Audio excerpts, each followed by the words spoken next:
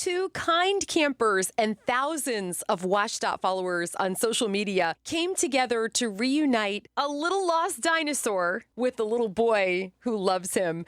Carlin from Issaquah was one of those campers, and she's with us today. Carlin, welcome to Spirit 105.3. We are just delighted to meet you. Thank you so much for being part of such a wonderful story in our community. Oh, of course. Thank you so much for having me on to talk about it. What happened near Snoqualmie Pass on that fateful day? Yeah, so it was Friday of Memorial Day weekend, and I was headed over to go camping with my friend Megan. And traffic was really, really, really slow. And we were just kind of cruising along, stop and go, and saw something green and figured, oh, that looks kind of interesting. And as we got closer, we realized it was some sort of toy. So I leaned out and grabbed it.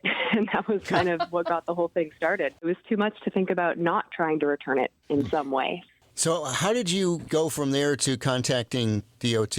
Yeah, so after we got it into the car, we realized, oh, like this looks like the beloved toy of some kid that's probably up ahead of us. Who knows? You know, maybe they passed by here a couple hours ago. We had no idea how long it had been sitting out there. And we looked at various different options. I think I looked for like lost stuffed animal Facebook groups, which turns out don't actually exist. Wow, there's a void. Yeah. But then figured, we found it in traffic on the freeway, so we might as well call WSDOT. And so that was how we ended up getting in contact with them. They're actually the only people that I reached out to, the first and only, because fortunately they got back to me with a positive response. And yeah.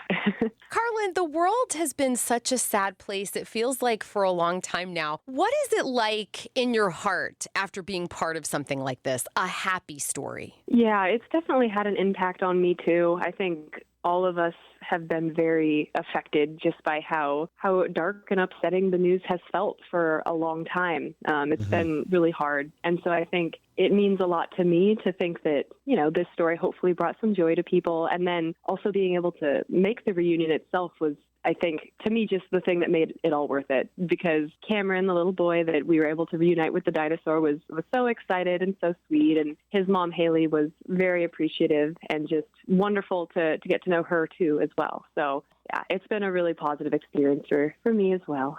Aww. Well, thank you for catching the spirit, and we really appreciate your story. Of course. Thank you so much.